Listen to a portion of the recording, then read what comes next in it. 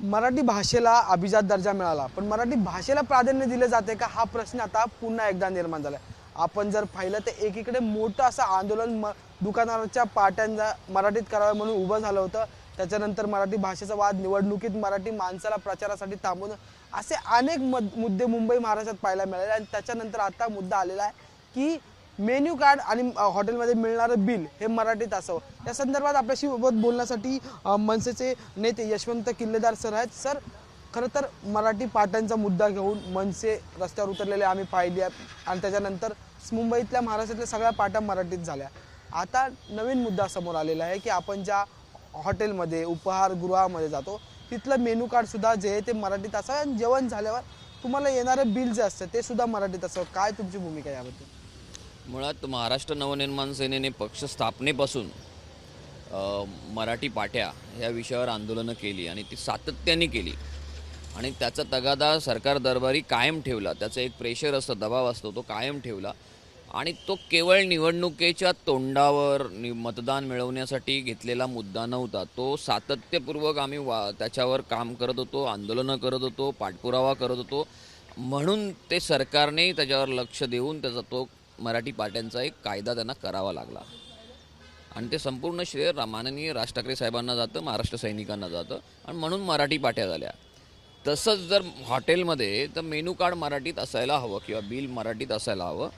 यासाठी निवडणुकीच्या तोंडावर असे स्टंट करून उपयोग नाही, त्याला सातत्याने पाठपुरावा करून सभागृहात हा विषय आणून त्याच्यावर कायदा करावा लागेल आणि हा महानगरपालिकेने करावायचा कायदा आहे। कारण महानगरपालिका ह्या आस्थापना ह्यांना लायसन्सेस देतं, त्यामुळे तेव्हा त्यांनी अटी आणि शर्तीमध्ये ह्या गोष्टी इन्क्लूड करायला पाहिजेत। ह्यासाठी सभागृह भरायला पाहिजे, त्यासाठी निवडणुका व्हायला पाहिजे आणि सभागृहात हे विषय आणून त्याच्यावर कुठेतरी कायदा होणं गरजेचं आहे, बरोबर।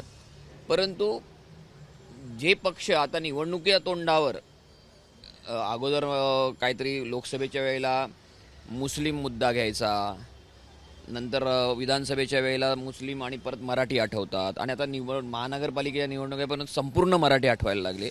असं न करता 25 वर्ष आपण सभागृहात होतो, 25 वर्ष आपण सत्तेत होतो, तेव्हा आपल्याला हे का नाही सुचलं? आणि जेव्हा आम्ही मराठी पाट्यांचं आंदोलन करत होतो तेव्हा विद्यमान सरकार जेव्हा हे स्वतः बसलेले असताना आमच्यावर केसेस टाकत होते।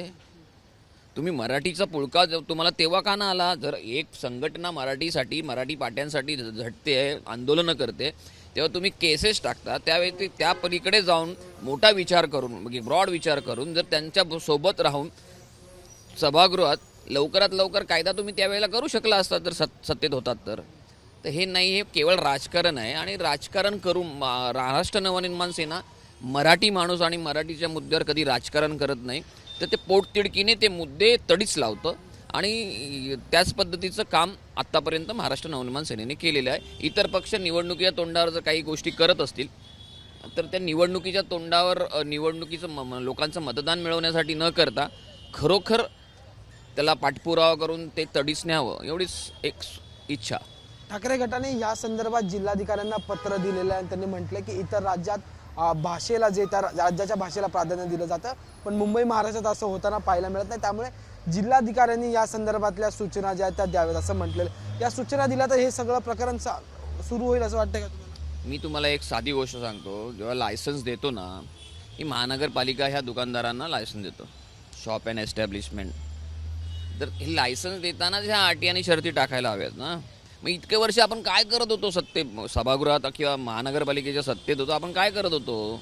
ह्या गोष्टी खरं तर करून घ्यायला हव्यात। आणि दुसरी गोष्ट, एक बाय नॅचरली तुम्ही मुंबई महाराष्ट्रामध्ये व्यवसाय करत असाल तर तिकडच्या स्थानिक भाषेला प्राधान्य द्यायला पाहिजे, हे प्रत्येकाची एक नैतिक जबाबदारी आहे आणि ही नैतिक जबाबदारी ज्याची त्याला समजायला हवी।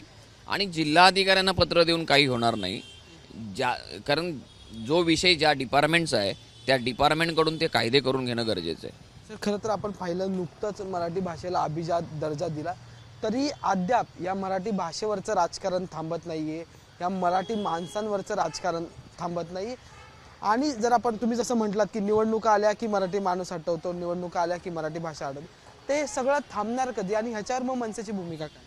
मी मराठी मतदारांना एक तुमच्या माध्यमातून विनंती करेन की त्यांनी ओळखलं पाहिजे की हे निवडणुका आल्या की अशा छत्र्या मराठी भाषेची आंदोलन आणि ह्याच्या छत्र्या उघडतात. म्हणजे पावसाळ्याला कशा छत्र्या उघडतात, निवडणुका आल्या की असे मुद्दे समोर येतात.